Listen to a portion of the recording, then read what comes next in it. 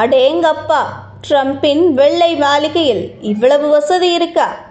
ஆச்சரியப்படுத்தும் வசதிகள். வணக்கம் செய்தி புனலியர்களே.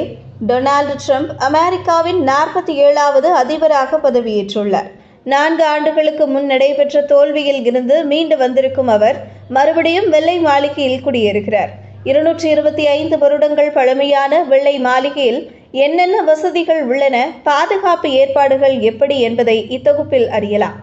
வெள்ளை மாளிகையை கட்டும் பணி 1792ஆம் ஆண்டில் தொடங்கப்பட்டது.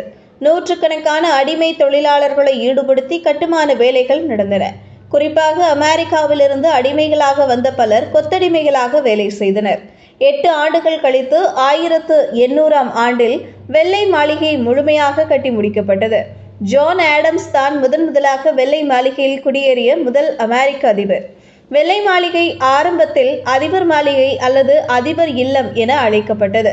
1901ஆம் ஆண்டில் அப்போதைய அதிபர் ரூஸ்வெல்ட் வெள்ளை மாளிகை என்று பெயர் மாற்றம் செய்தார். 18 ஏக்கர் நிலத்தில் 54,000 சதுர அடியில் வெள்ளை மாளிகை அமைந்துள்ளது. 132 அறைகளை கொண்ட வெள்ளை மாளிகையில் 35 கழிவறைகள் உள்ளன.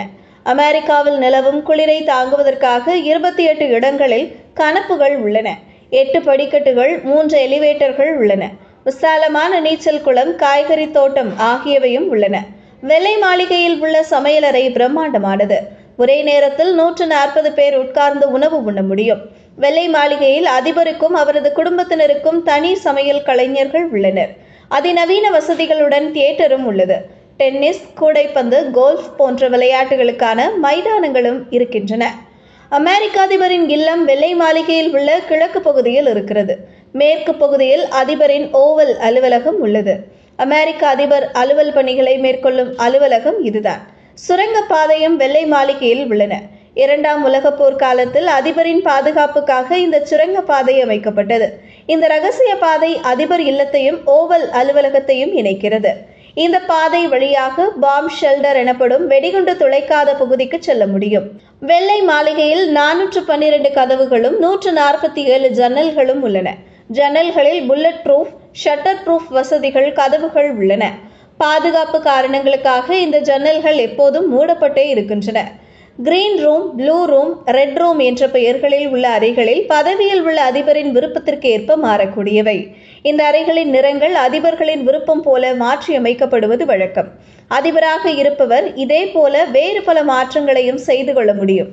சீக்ரெட் சர்வீஸ் பிரிவினர் அதிபரின் பாதுகாப்பை உறுதி செய்கின்றனர்.